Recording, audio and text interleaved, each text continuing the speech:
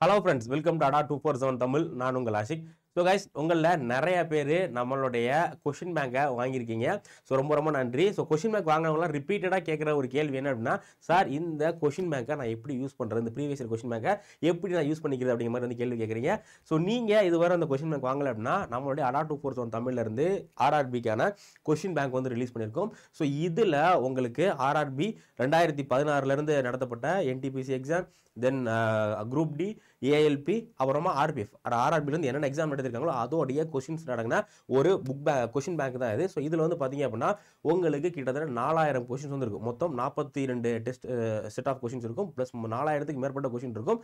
So இதில் பார்த்தீங்க அப்படின்னா உங்களுக்கு கொஷின் ப்ளஸ் அதுக்கான சொல்யூஷன் இருக்கும். ஸோ முழுக்க தமிழ்லேயே இந்த புக் வந்து கொண்டு வந்திருக்கோம். ஸோ முதல்ல தமிழ்நாட்டில் ஆர்ஆர்பி எக்ஸாமுக்கான இந்த மாதிரியான ஒரு புக்கு தமிழில் நாங்கள் தான் வந்து கொண்டு வந்திருக்கோம். ஸோ இதில் மொத்தம் 700 பேஜஸ் கிட்ட இருக்கும். ஸோ இதில் முக்கியமான விஷயம் என்ன அப்படின்னா, இதில் எல்லாமே இருக்கும். ஓகேங்களா, இதில் வந்து உங்களுக்கு ஆப்டிடியூடு, ரீசனிங், ஜென்ரல் ஸ்டடிஸ் எல்லாமே இருக்கும். ப்ளஸ் முக்கியமாக ஒவ்வொரு விஷயத்தையுமே டீட்டெயிலாக அனாலிசிஸ் பண்ணி அதுக்கான சொல்யூஷனும் இருக்கும். ஸோ நார்மலாக கொஸ்டின் பேங்க் எப்படி இருக்கும், ஆன்சர் ஏவா பிஆர்சி அப்படிங்கிற மாதிரி தான் கொடுத்துருப்பாங்க.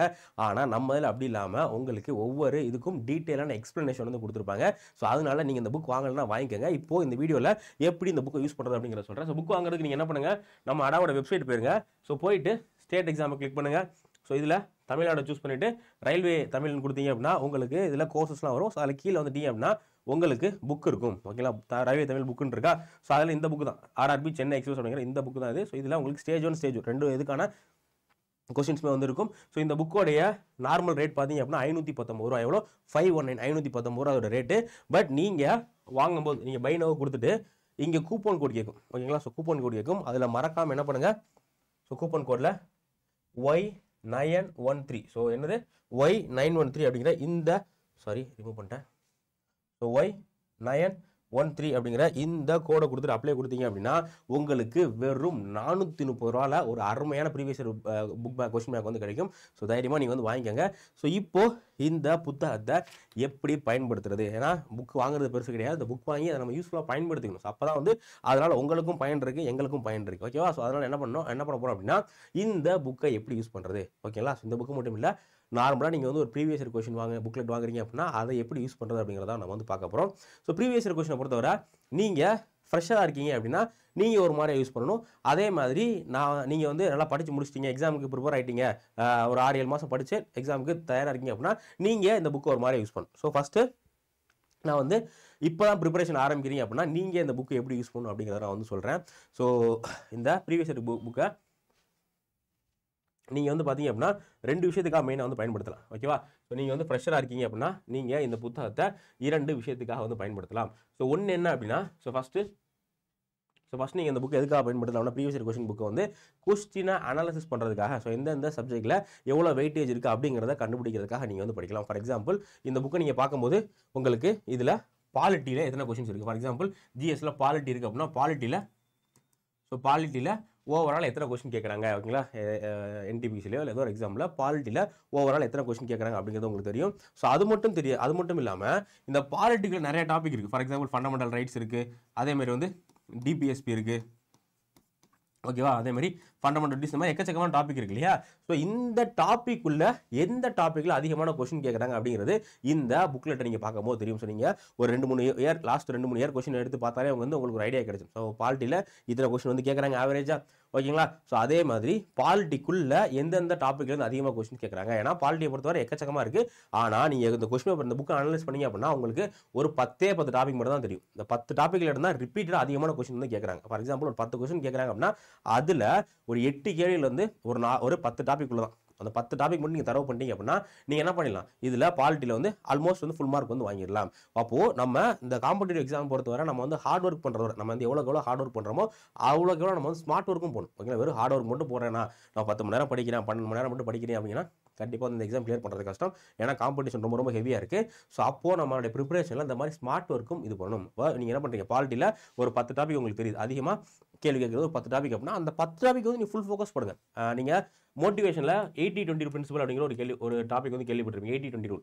ஸோ 80-20 ரூல் அப்படிங்கிறது என்னன்னா, நம்ம பண்ணக்கூடிய 20% விஷயங்கள், நம்ம பண்ணக்கூடிய 20% விஷயங்கள் இருந்து நமக்கு 80% அவுட்புட் கிடைக்கும். அதே மாதிரி தான் நம்ம படிக்கக்கூடிய 20% டாபிக்ல இருந்து நமக்கு வரக்கூடிய 80% கொஸ்டின் நம்ம அட்டன் பண்ண முடியும். ஓகேங்களா? ஸோ அதுக்கு நம்ம என்ன பண்ணணும், ஃபர்ஸ்ட் வந்து இந்த ப்ரீவியஸ் இயர் கொஸ்டின், இந்த பிவைக்யூவை நம்ம என்ன பண்ணோம்னா தரவு பண்ணணும். ஸோ முதல்ல என்ன பண்ணுங்க, ஜிஎஸ் எடுத்துட்டீங்க அப்படின்னா ஒரு எக்ஸாம்பிள் சொல்கிறேன், நான் ஜிஎஸ்க்கு எக்ஸாம்பிள் சொல்கிறேன். இதே மாதிரி ஆப்டிடியூடு ரீசனிங்லேயே நிறைய டாபிக் இருக்கு இல்லையா? ஸோ ஃபர்ஸ்ட் ஜிஎஸ் அப்படின்னா, ஸோ ஜிஎஸ்ல பாலிட்டி எடுத்துங்க, பாலிட்டியில் எவ்வளோ கொஸ்டின் கேட்குறாங்க, அதே மாதிரி வந்து ஹிஸ்ட்ரியில் எவ்வளோ கொஸ்டின் கேட்குறாங்க.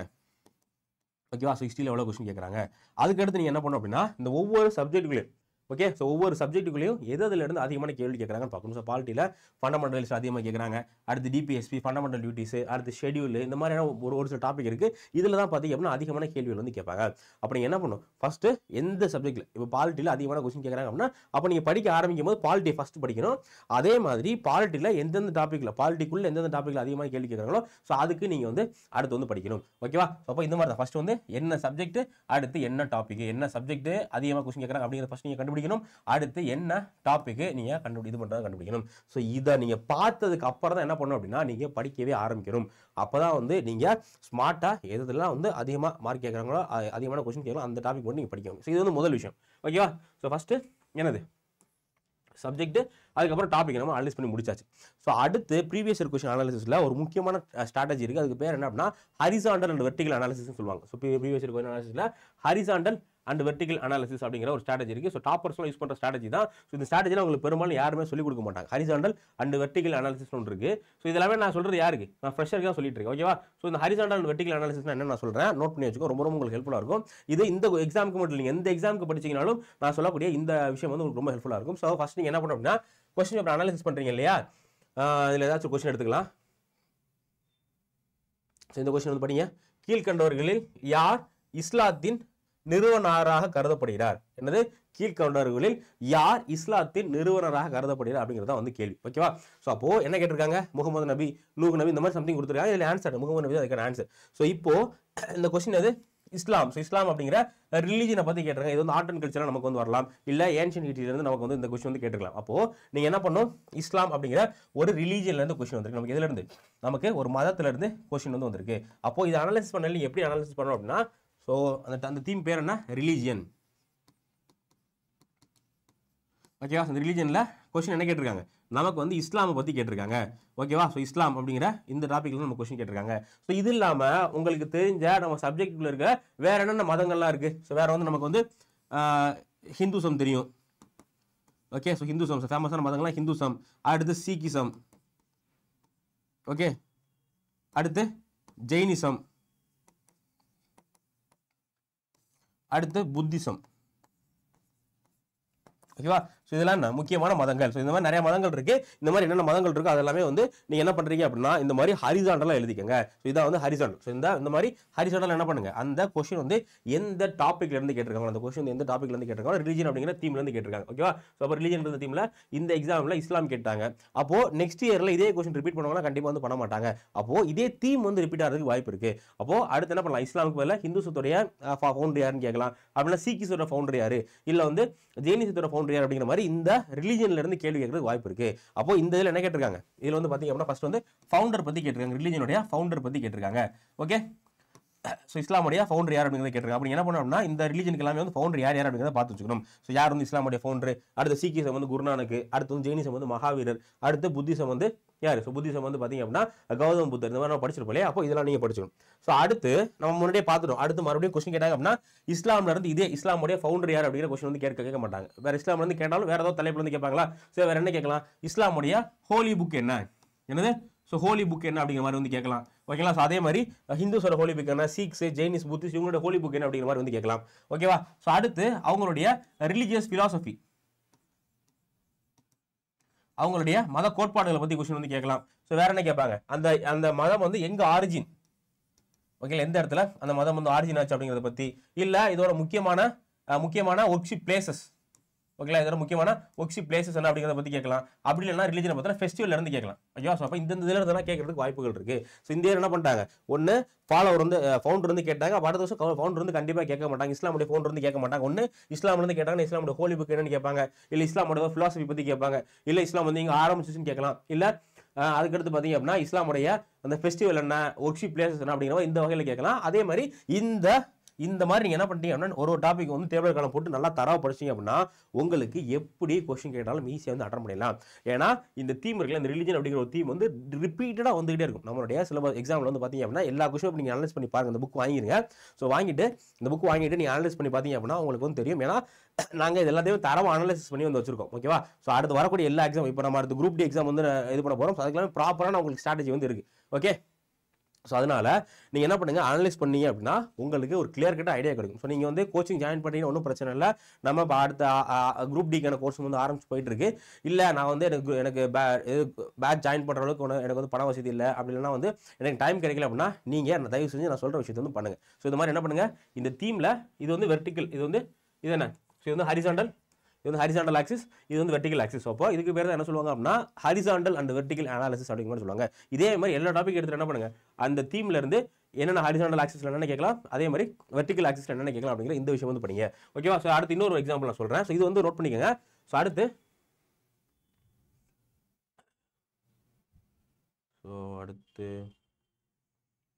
இன்னொரு எக்ஸாம்பிள் நான் சொல்றேன் பாருங்க. அடுத்து இது பாருங்க, இந்திய அரசியலமைப்பில் 8வது அட்டவணையில் எத்தனை மொழிகள் உள்ளதுன்னு கேட்டிருக்காங்க. என்னது 8th ஷெட்யூல்ல 8வது அட்டவணை பாலிட்டியில உள்ள கொஸ்டின். ஸோ பாலிட்டியில என்ன தீம்ல இருந்து கேட்டிருக்காங்க? ஸோ பாலிட்டியில இது எந்த தீம் அப்படின்னா ஷெட்யூல்ஸ் அப்படிங்கிற தீம்.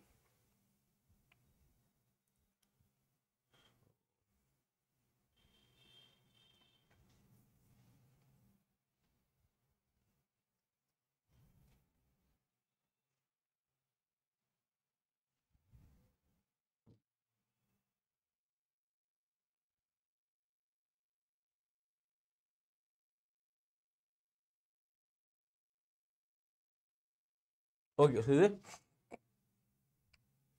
இது பாலிட்டியில இதோட தீம் என்ன? இதோட தீம் வந்து ஷெட்யூல். அப்போ இந்த எக்ஸாம்பிள் எந்த ஷெட்யூல் பற்றி கேட்டிருக்காங்க? 8th ஷெட்யூல் பற்றி கேட்டிருக்காங்க. ஸோ இது இல்லாமல் எத்தனை ஷெட்யூல் இருக்குது? மொத்தம் 12 ஷெட்யூல் இருக்குது. அப்படிங்கிற 1 2 3 4 அப்படிங்கிற மாதிரி எல்லா 12 ஷெட்யூலையும் நீங்கள் வந்து படிச்சுக்கணும். ஸோ இப்போ இதில் என்ன கேட்டிருக்காங்க? 8th ஷெட்யூலில் எத்தனை லாங்குவேஜ் இருக்குது? ஓகேங்களா? ஸோ 8th ஷெட்யூல் ஃபியூச்சர் வந்து கேட்டிருக்காங்க. அப்போ அடுத்த வர எக்ஸாம்பிள் கேட்கலாம் 9th ஷெட்யூல் ஃபியூச்சரோ இல்லை 10th ஷெட்யூல் ஃபியூச்சர் ஏதோ ஒரு ஃபியூச்சர் வந்து கேட்கலாம். அப்படி இல்லைனா இந்த 8th ஷெட்யூலுக்குள்ளே இருந்து வேற ஒரு டாப்பிக்கில் கேட்கறதுக்கு வாய்ப்பு இருக்குது. ஃபார் எக்ஸாம்பிள் 8th ஷெட்யூலில் எந்தெந்த அமெண்ட்மெண்ட்டில் எந்தெந்த மொழிகள் வந்து கொண்டு வந்தாங்க அப்படிங்கிற மாதிரி கேட்கலாம். இப்போ என்ன கேட்டிருக்காங்க? 2022 எத்தனை மொழிகள் இருக்குன்னு கேட்டிருக்காங்களா?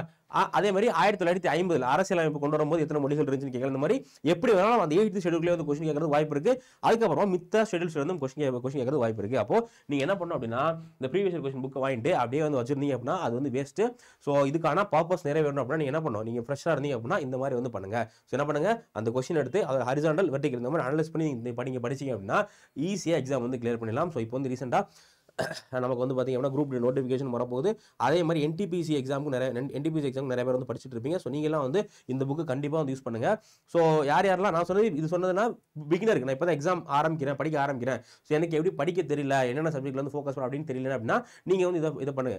நான் வந்து எல்லாம் ஓரளவுக்கு படிச்சு முடிச்சிட்டேன், நான் வந்து எக்ஸாமுக்கு வந்து தயாராக இருக்கேன், ஓரளவுக்கு படிச்சு முடிச்சிட்டேன் அப்படின்னு இருந்தீங்கன்னா நீங்கள் என்ன பண்ணணும் அப்படின்னு பார்த்தீங்கன்னா நீங்கள் டெய்லியும் ஒரு செட் உட்காந்து கம்பல்சரி எக்ஸாம் எழுதுங்க. அவ்வளோதான், சிம்பிள், அவ்வளோதான். இங்கே வந்து 42 செட் இருக்குது, 42 நாள் டெய்லி வந்து ஒரு செட். அப்படின்னா வாரத்துக்கு நீங்கள் வந்து ஃபிக்ஸ் பண்ணி எக்ஸாமுக்கு டைம் இல்லை அப்படின்னா டெய்லி ஒரு செட் வந்து எழுதுங்க. இல்லை எனக்கு எக்ஸாமுக்கு டைம் இருக்குது, ஒரு 2 மாதம் 3 மாதம் இருக்குது அப்படின்னா நீங்கள் என்ன பண்ணுங்க, வாரத்துக்கு நீங்கள் வந்து பிரிச்சுங்க. மார்க் டெஸ்ட் மாதிரி வந்து என்ன பண்ணுங்க, வாரத்துக்கு வந்து ஒரு 2 டெஸ்ட்டோ இல்லை 3 டெஸ்ட்டோ போட்டு பார்த்துட்டு வந்தீங்க அப்படின்னா ஈஸியாக நீங்கள் வந்து எக்ஸாம் வந்து கிளியர் பண்ணிடலாம். ஸோ guys நான் அடிச்சு சொல்கிறேன், நீங்கள் 4000 கொஸ்டின் வந்து ப்ரிப்பேர் பண்ணிட்டீங்க, சால்வ் பண்ணி பார்த்துட்டீங்க அப்படின்னா ஈஸியாக வந்து எக்ஸாம் வந்து கிளியர் பண்ணிடலாம். ஸோ அதனால் யாரெல்லாம் அந்த புக் வந்து வாங்கலையோ தயவு செஞ்சு வந்து வாங்கிக்கோங்க. ஸோ யாரெல்லாம் அந்த புக் வந்து வாங்கியிருக்கீங்களோ இந்த புக்கை வந்து ப்ராப்பராக யூஸ் பண்ணுங்கள். அந்த புக் வாங்குறதுக்கு நீங்கள் என்ன பண்ணுங்கள், நம்ம Ada24 வெப்சைட் போயிட்டு மறக்காம Y913 அப்படிங்கிற இந்த கூப்பன் கோட் யூஸ் பண்ணுங்க. ஸோ அப்போ தான் உங்களுக்கு ஆஃபரில் கிடைக்கும். ஸோ 430 ரூபா கிடைக்கும். ஸோ இதில் வந்து COD இருக்கா நிறைய பேர் கேட்குறீங்க. அந்த புக்கு வந்து கேஷ் ஆன் டெலிவரி அவைலபிள் கிடையாது. நீங்கள் ஆன்லைனில் தான் பே பண்ணணும். பே பண்ணீங்க அப்படின்னா ஒரு 4 to 5 டேஸில் உங்களுக்கு வந்து புக்கு கையில் கிடைச்சிடும். 4 to 5 ஒர்க்கிங் டேஸில் உங்களுக்கு புக் வந்து கையில் கிடைச்சிடும். ஓகேவா? ஸோ வேறு ஏதாச்சும் புக்கு பற்றி டவுட் இருந்தால் நீங்கள் கமெண்ட் செக்ஷனில் கமெண்ட் பண்ணுங்கள். அதே மாதிரி எக்ஸாம் ரிலேட்டடாக வேறு என்ன டாபிக் வேணாலும் நீங்கள் கமெண்ட் செக்ஷனில் கமெண்ட் பண்ணுங்கள். ஸோ நிறையா கமெண்ட் எந்த டாபிக் வருதோ அந்த டாபிக் சம்மந்தமாக நான் வீடியோ வந்து போடலாம். இப்போ முடிஞ்சால் இந்த புக்கோடைய லிங்க் வந்து நான் டிஸ்கிரிப்ஷனில் கொடுக்குறேன். இந்த புக்கோட லிங்க் சாம்பிள் நான் டிஸ்கிரிப்ஷனில் கொடுக்குறேன். ஸோ நீங்கள் வந்து யூஸ் பண்ணி பார்த்துங்க. ஓகேவா? ஸோ ஓகே, நம்ம இன்னொரு வீடியோவில் மீட் பண்ணலாம். Thank you everyone.